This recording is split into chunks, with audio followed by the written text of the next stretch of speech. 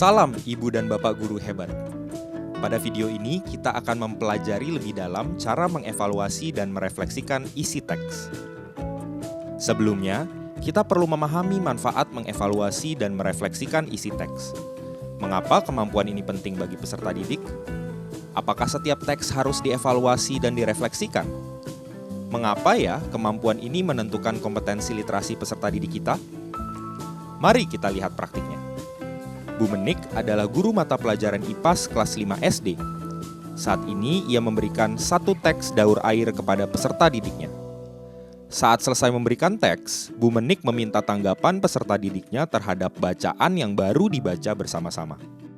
Nah, kita sudah mempelajari tentang daur air. Kita tahu penyebab terjadinya hujan.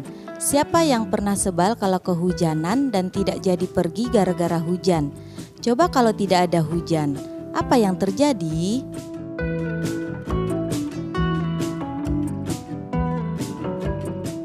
Tanaman pada mati, Bu.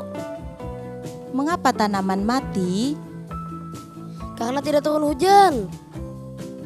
Itu bukan jawaban yang diinginkan oleh Bu Menik. Apakah Bapak dan Ibu sering mendapatkan jawaban seperti ini? Peserta didik kurang dapat mengembangkan nalarnya karena kurang dapat memahami materi pembelajaran dan belum mampu mengaitkan dengan kehidupannya. Jawaban yang tepat untuk pertanyaan di atas tentu adalah apabila tidak ada hujan, maka air tidak turun kembali ke bumi dan tidak ada kehidupan. Air berperan sangat penting bagi manusia, bukan hanya tanaman. Setelah kelas usai, Bu Menik melihat materi selanjutnya. Ternyata materi selanjutnya adalah eksperimen pembuatan alat penyaring air sederhana. Bu Menik jadi berpikir, Wah, ternyata anak-anak belum paham manfaat mereka belajar materi daur air. Apabila mereka lanjut dengan eksperimen alat penyaring sederhana, mereka bisa sih mengerjakan, tetapi mereka tidak akan paham manfaat alat penyaring ini bagi hidup mereka, dan mereka akan segera melupakannya. Berarti di eksperimen ini saya harus kuatkan lagi kemampuan refleksinya. wah, ternyata jika kemampuan refleksi belum dikuasai, maka akan berimbas pada yang lainnya ya. Ibu dan Bapak, contoh sederhana Bu Menik tadi menjelaskan bahwa ternyata kemampuan literasi itu tidak berhenti sampai di tahap memahami. Sebagai pendidik dan juga sebagai pembelajar sepanjang hayat, mari kita ajak peserta didik kita untuk menjadi pembelajar sepanjang hayat juga. Salah satu caranya dengan menguatkan nalar peserta didik saat membaca. Dengan demikian, peserta didik mengambil manfaat dari teks yang dibacanya dan mengingatnya lebih lama.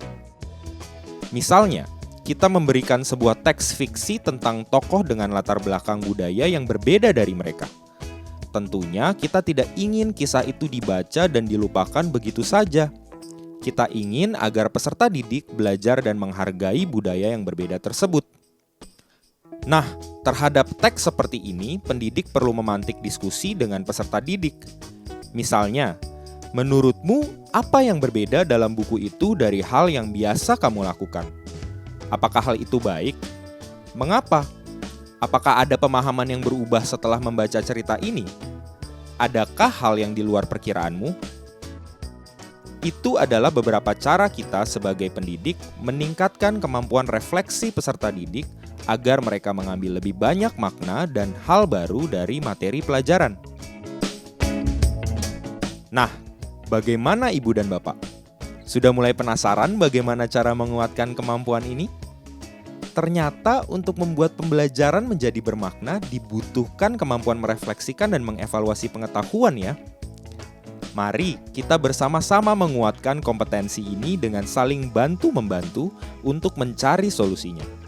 Apa ya strategi intervensi untuk menguatkannya? Yuk, kita saksikan video selanjutnya. Semangat belajar Ibu dan Bapak!